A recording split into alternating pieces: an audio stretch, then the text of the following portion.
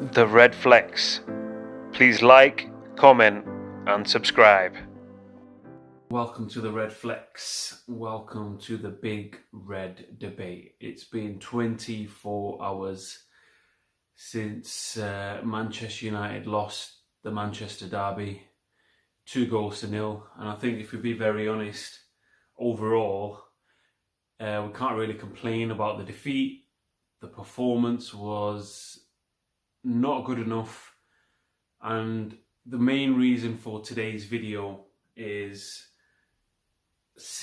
whenever Man United lose, the next 24 hours from a personal point of view, it's so difficult, it's so tasking. I went to work today and all I could think about is, why did we lose? What could we have done better? And there was only one main thing that I could come to the conclusion of, and I wanted to share it with everybody, and that is Bruno Fernandez. And it's quite clear that if there's no Bruno Fernandez, there's no party. If there's no Bruno Fernandez, there's no Manchester United. There seems to be a over-reliance on Bruno Fernandez. Yes, his performance was, it's probably one of the poorest performances that I've seen Bruno, that he's done in a Man United shirt. I'm going to talk about that in more detail. I'm also going to talk about other things such as Dean Henderson's performance. I'm also going to talk about Eric Bailly not being selected over Victor Lindelof and what impact that had, and a little bit of transfer news involving Jesse Lingard and Diallo. But before I do that, make sure you like, comment and subscribe to the Redflex. We've got so much things going on at the Redflex. I'm so excited where this might lead us. So all your support is going to be vital for us. We've done something that's never been done before, and I've made sure of it because I've searched everywhere and it's never been done before. So even if somebody else tries to do it, I want everybody to know that it was the Redflex that did it first. The global fan cam. It's been a great success, and we want everybody and people from all over the world, we want them to be part of the Redflex global community because we are exclusively inclusive. And I was practicing that just to make sure I got that one right. But the main reasons behind it is the Redflex community, we want it to be a global community. We want this channel to be the biggest platform for all Man United fans to come on, share their views. You can go about, you can, watch, there's other channels that, more successful channels that get thousands and thousands of views. But in my opinion, those channels, they're great channels, they've got great content, and they're the leaders in terms of what they do. And, the Redflex aspires, to get that big and have the popularity behind it as they do. But in my opinion, the one thing that it lacks is that inclusivity in terms of not anybody, can just go on that channel and air their views. If I want to go on the United Stand, if I want to go on Stretford Paddock, if I want to go on all the other channels right now, if they had a show, I wouldn't be able to get on it because it feels like it's just about them, and it feels about that it's just about their gang. Which, don't get me wrong, if that's what you want and you want to see, then that's absolutely fine. But what we want to do and what makes us different is that we want everybody to share their views in one place. So we've had 2 episodes so far. It's been a great success. So if you want to make an appearance on the global fan cam, the one and only global fan cam, the only global fan cam of its kind, then make sure you send us a DM on our Instagram page at the Redflex Official. We're also on Twitter, and we're also streaming on Twitch. So I'm going to get straight into the video. Bruno Fernandez, since he joined, he's been a revelation. I remember the first game where it was Man United versus Wolves. That particular game finished 0-0, and it highlighted some of the issues that Bruno Fernandez has solved in terms of his goals, in terms of his assists, in terms of his arrogance, in terms of his larger-than-life character. And I think that's what being a Man United player is all about. But in the game against Man City, like I said before, it was probably his poorest game in a Man United shirt, and it highlighted the fact that if Bruno Fernandez doesn't perform, if Bruno Fernandez doesn't give us the output that he's been giving us, then we're going to struggle. And I find it very difficult to think that if it's not Bruno Fernandez, then who's it going to be? We've got Fred and we've got Scott McTominay. We've got Matic. We've got Donny van der Beek. Obviously, I've said a little bit about Donny van der Beek previously, and I will go into that a little bit as well. Fred and Scott McTominay are never, going to be those players. Yes, Scott McTominay showed glimpses of it against Leeds, but it's probably more because Leeds allowed us, the opportunity to do what we did. And obviously it was quite devastating in terms of our performance in a nice way. And we were surprised at the time. But if Fernandez doesn't do what he does, then you'd look to Paul Pogba. I think that's what the original reason why he was brought to the club. He was the marquee signing. He was meant to be, the face of Manchester United. Does he have, as much of an influence as Bruno Fernandez? I don't think so. And I think that's obviously a problem in itself, which I think will lead to Paul Pogba leaving Manchester United.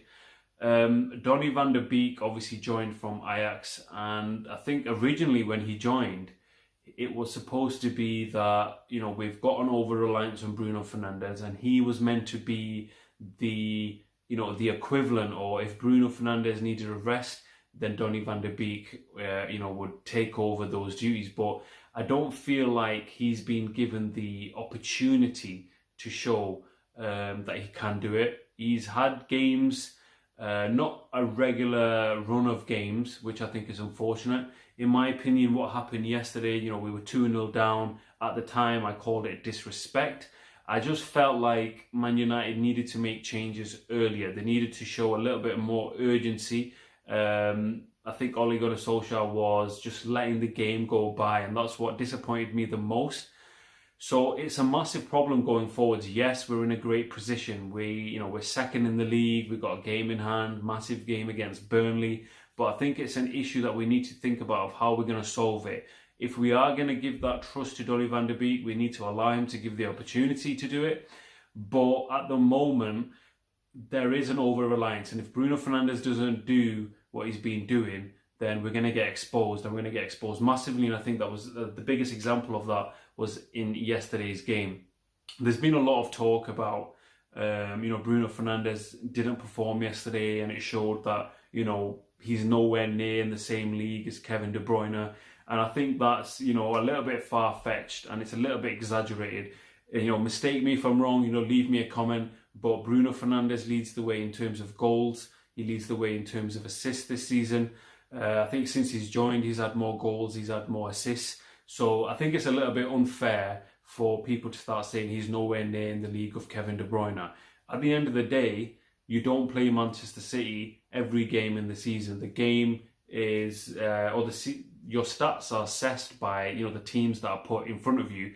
And if Bruno Fernandez carries on doing what he's doing, he's going to be one of the greatest players, Man United have ever seen. So I think that argument is a little bit exaggerated. Obviously, you have people like, ESPN FC and the other anti-Man United propaganda stuff going around that, Fernandez is nowhere near in De Bruyne's league. I personally disagree. If it was up to me, and this is non-biased at all, I would pick Bruno Fernandez over Kevin De Bruyne all day, every day. I'm not the biggest fan of Kevin De Bruyne, and that probably makes me look silly, but it's just a personal preference in the type of team and the type of vision that I have for football. I would pick Bruno Fernandez more for his leadership, more the way that he commands high standards. So in terms of the debate over Fernandez and De Bruyne, for me, it's Fernandez all the time. That wasn't the only main thing that highlighted our weaknesses in the game against City. I think the decision to not play Eric Bailly yesterday was quite a weird one, because Eric Bailly has shown us how we can be a little bit more tactically flexible when he plays. I think with Lindelof and Maguire, there's always errors. They're prone to errors. They're not the greatest in terms of crosses coming into the box. We've seen that when Lindelof, in my opinion, cost us the first goal. And I just generally think with Eric Bailly, he's aggressive, he's tenacious, he's everything that you want to see in a defender. Think back to Rio Ferdinand and Nemanja Vidic. And I'm not saying that Eric Bailly is as good as Nemanja Vidic, but think about what made that partnership so good. Rio Ferdinand was the leader, he was the organizer, he was the one that made things look simple, he would get the ball, he was excellent in the distribution. And again, Harry Maguire is not as good as Rio Ferdinand, but that's his role. Then you go to Nemanja Vidic, and his role was to be aggressive, his role was to get his foot stuck in there, his role was to make tackles. And 9 times out of 10, Nemanja Vidic would do that. He's my all-time greatest defender. Not just in United, but I think overall he ranks up there very highly. So I think that decision was a little bit confusing for me because Harry Maguire looks so much better with Eric Bailly there. We can play so much higher on the pitch with Eric Bailly there. And I think against City, the main problem was we were so deep, but you can be defensive and I have no issue with that. When I play PES, when I play FIFA, when I play Football Manager, whatever I play, I always think about defence first, keep your clean sheet, and then you kind of build out. So that decision I personally didn't agree with, and I was really disappointed with that decision overall, if I'm being honest. The decision to play Luke Shaw over Alex Telles, I think that was probably the right decision, but I heard a lot of fans saying that Luke Shaw had a great game. In my opinion, Luke Shaw and Aaron Wan-Bissaka were very, very poor. We got exposed down our left back and right back areas time and time again. Matic and Fred obviously couldn't do what they normally do against Man City. But in terms of the performance and the reasons why we lost, I'm not going to really go into it. I think we've said what we wanted to say about that. So I think there's a lot of questions for Ole Gunnar Solskjaer to answer still.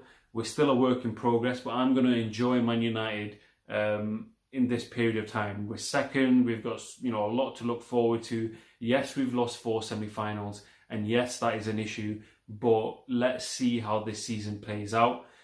Just before I carry on with a little bit of news about transfers, I just want to remind everyone to make sure you like, comment and subscribe to the Redflex. We started this channel in September. We've nearly got more than 4,000 watch time.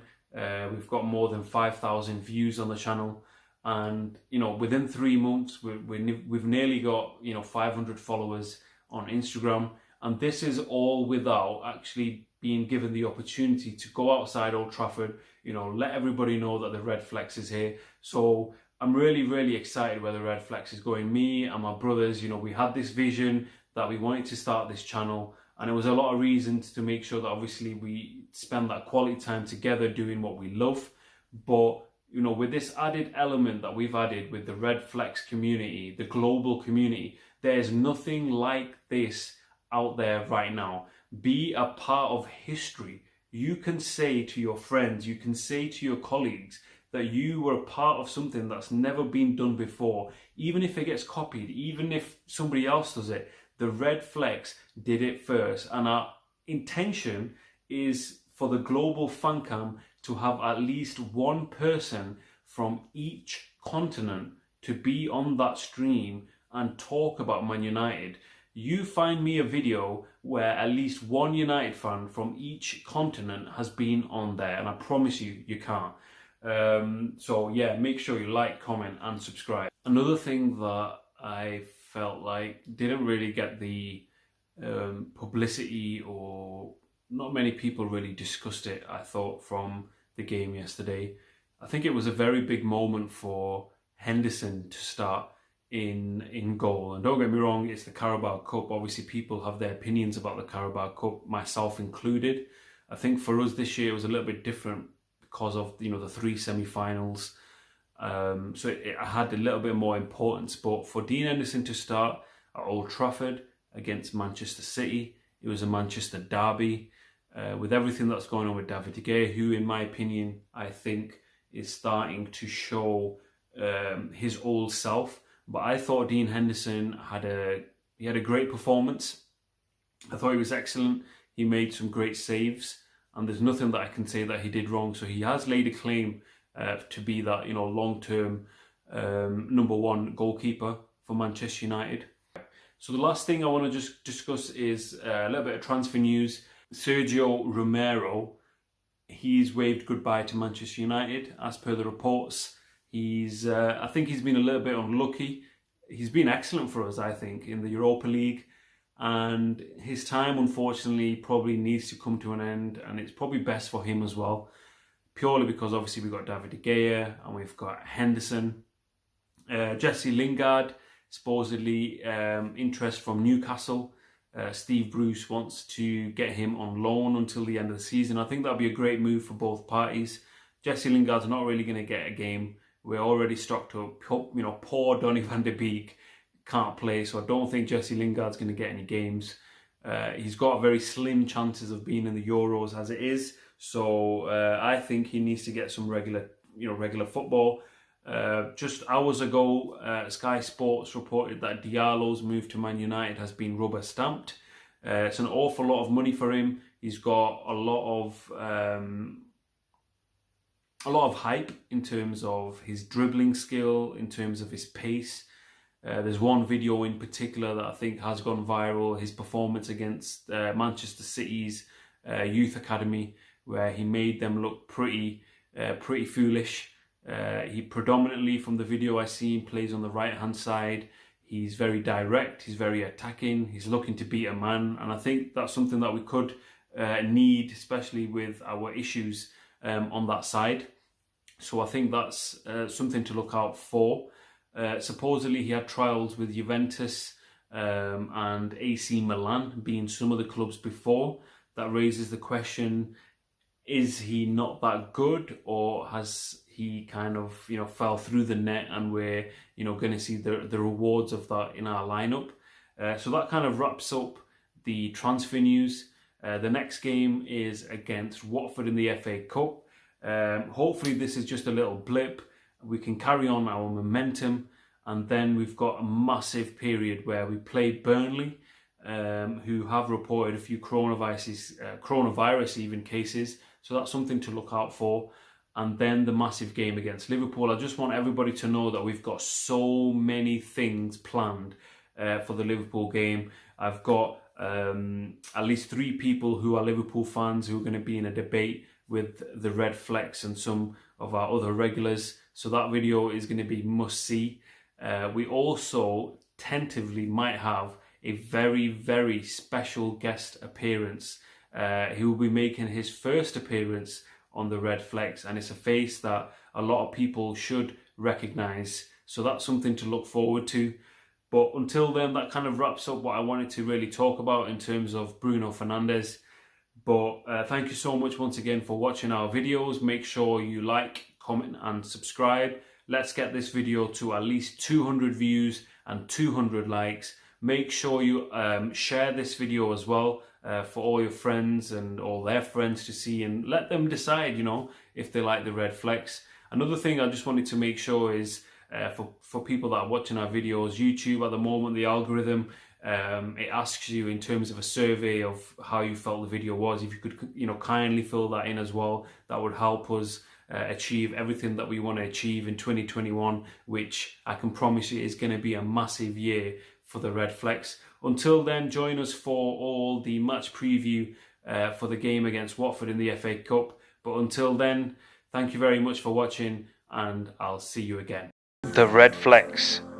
Please like, comment and subscribe.